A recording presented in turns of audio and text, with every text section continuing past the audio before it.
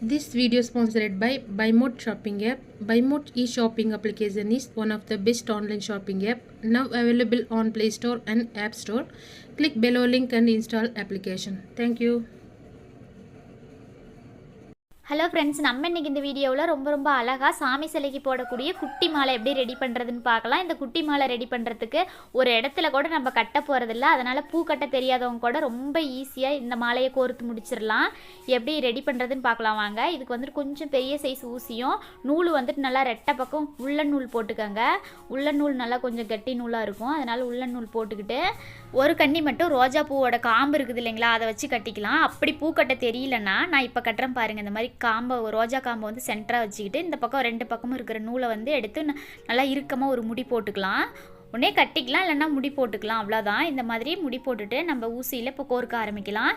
இந்த மெத்தட் வந்துட்டு நீங்கள் எங்கேயுமே பார்த்துருக்க முடியாது. ரொம்ப ஈஸி. மாலை வந்துட்டு நம்ம கோர்க்கும் போது அவ்வளோ நெருக்கமாக வராது, காம்புகள்லாம் உடஞ்சி போயிடும். இந்த மெத்தடில் கோர்க்கும் போது ரொம்ப அழகாக இருக்கும். கடையில் கிடைக்கிற மாலையை விட ரொம்ப சூப்பராக இருக்கும்.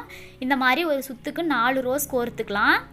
இது வந்து குட்டி ரோஸு, மாலையும் குட்டியாக வரதுனால ஒரு சுத்துக்கு 4 ரோஸ் கரெக்டாக இருக்கும். 5ஆவது ரோஸ் வந்துட்டு நல்லா வெடிச்ச ரோஸாக எடுத்து அதோட காம்பை கட் பண்ணிவிட்டு நல்லா ஒட்டவே காம்பை கட் பண்ணிடுங்க.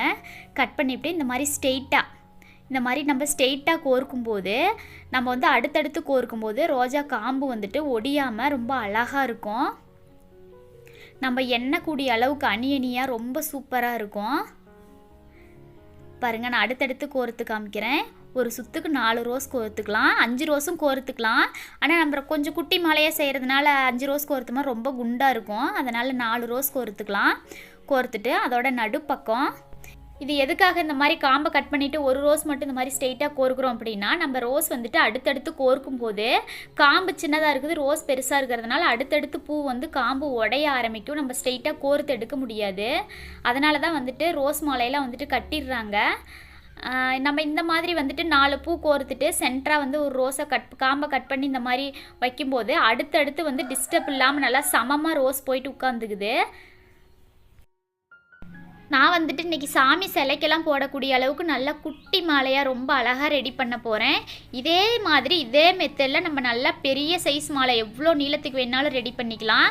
நான் வந்துட்டு இன்றைக்கி ஃபுல்லாக மாலை வந்துட்டு எப்படி கோர்த்து எடுத்து எப்படி ரெடி பண்ணுறதுன்னு ஃபுல்லாக காட்ட போகிறேன். வீடியோ ஸ்கிப் பண்ணாமல் கடைசி வரைக்கும் பாருங்கள். ரொம்ப அழகாக இருக்கும். இந்த மெத்தட் நீங்கள் வேறு எங்கேயுமே பார்த்துருக்க முடியாது. ரொம்ப அழகாகவும் இருக்கும். பூக்கட்ட தெரியாதவங்க கூட ரொம்ப சிம்பிளாக ஈஸியாக கோர்த்து முடிச்சிடலாம். இது கோர்க்கறதுக்கு ஒரு 10 நிமிஷமே அதிகம். நம்மளுக்கு ஊசி, உள்ளன் நூல், அப்புறம் ரோஸ் இருந்தால் போதும். இந்த மாதிரி நம்ம நடுவில் ஸ்ட்ரெயிட்டாக கோர்க்குறோம் இல்லைங்களா, அந்த ரோஸ் ஒன்று மட்டும் நல்லா வெடித்த ரோஸாக வைங்க. மொக்கா இருக்கிற ரோஸாக வைக்க வேண்டாம். நல்லா வெடித்த ரோஸாக இருக்கும்போது தான் அந்த கேப்பெல்லாம் போயிட்டு இது ஃபில் பண்ணும். அவ்வளோதான். இது வந்துட்டு ஒரு சைடுக்கானது ரெடி பண்ணியாச்சு. நான் இந்த அளவுக்கு குட்டி சைஸ் மாலை தான் ரெடி பண்ண போகிறேன். கொஞ்சம் நூல் விட்டு கட் பண்ணிடலாம். நம்ம நூல் விட்டு கட் பண்ண பாருங்கள். ரோஸு செண்டு நான் கோர்த்து வச்சுருக்கிறதுக்கு பின்னாடியும் முன்னாடியும் நிறையவே நூல் இருக்குது. நான் அடுத்த செட்டு ரெடி பண்ண போகிறேன். அதே மாதிரியே